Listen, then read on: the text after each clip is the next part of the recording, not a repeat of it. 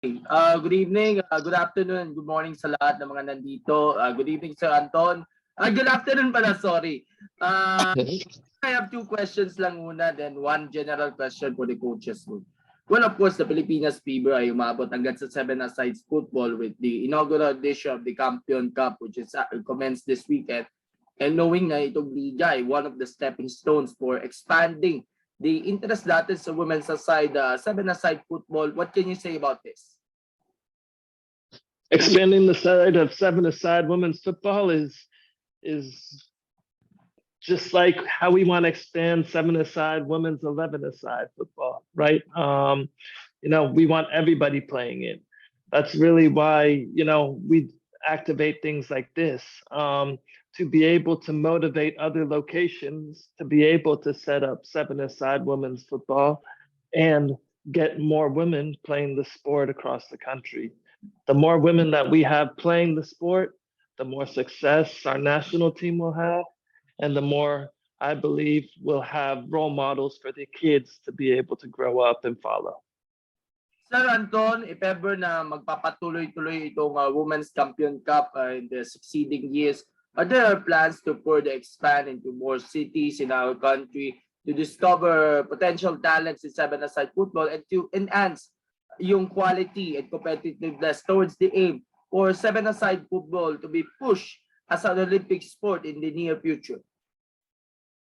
That is our goal, right? That's our main goal, and that's one of our biggest drivers for the year this year, right?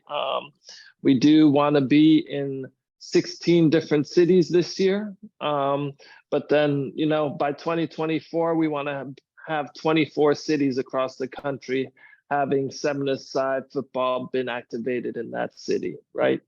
So, and while you're ahead of me here, part of our formats in what we do, right? In order for us to be able to create that dream and make that dream happen, the dream, what we believe, is for an athlete to play for their country, right? And so this week, we have the best players from across the country coming together, which then allow us to then imagine if it was the men's playing this weekend, we'd be able to select the best performers from the men's side and then have that be our men's national team, which could possibly represent like next week, right? Thank you, Sir Anton. Now let's go to the coaches naman. I just wanted to ask you, ating mga coaches, how did they prepare for the inaugural edition of the Women's Kampeon Cup? How's the work being done to prepare and train for the best condition that they can as they are preparing for the first ever Kampeon Cup for women this weekend? I'll start with someone from Muntinlupa, si Ryan. Hi. Yeah, so in terms of preparation, as I mentioned earlier, most of these players are teammates already. They play together in their club team. So usually they have trainings together 2-3 times a week. We try to get them into an open play also to play. It's been quite difficult, especially with Holy Week, to schedule friendly games. But again, I think with the experience that they have and they've been quite active, they're more than ready to compete this weekend. So yeah, that in terms of preparation is how it is. Gab, no? Thank you, Coach Ryan. We have Joyce from Team BGC. I think since Coach Shane isn't here, Joyce, you might wanna talk about BGC. Okay. Joyce. Good afternoon po. Good afternoon. When it comes to our preparation po,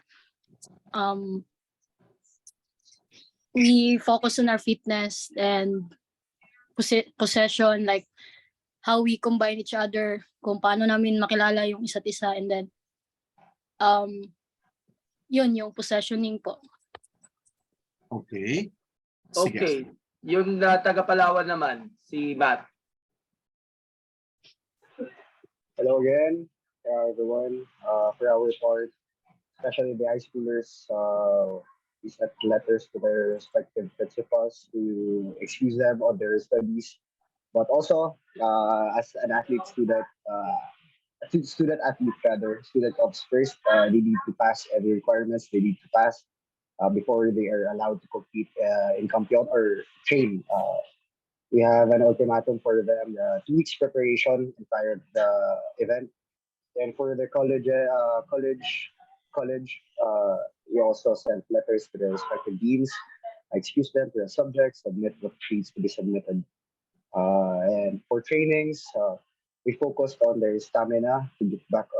They are originally futsal players, but they wanted to be a football player.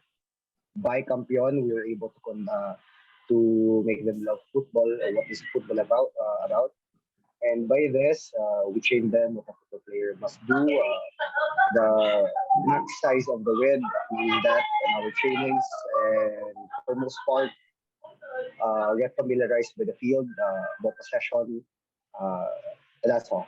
That's everything we are doing. Thank you, Gab.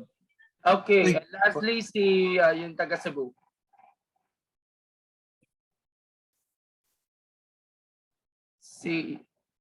Please unmute po. Mr. Yeah, Ren. hello, good afternoon once again. Yeah, for Cebu naman, when Abe and Candice observed during the games on the 7S recently, they already pick up players who with the different positions already. So when we started the training like once, twice in a week, players already, we do have like different positions already. So we only have like one or twice training since some of them are working, some of them are students.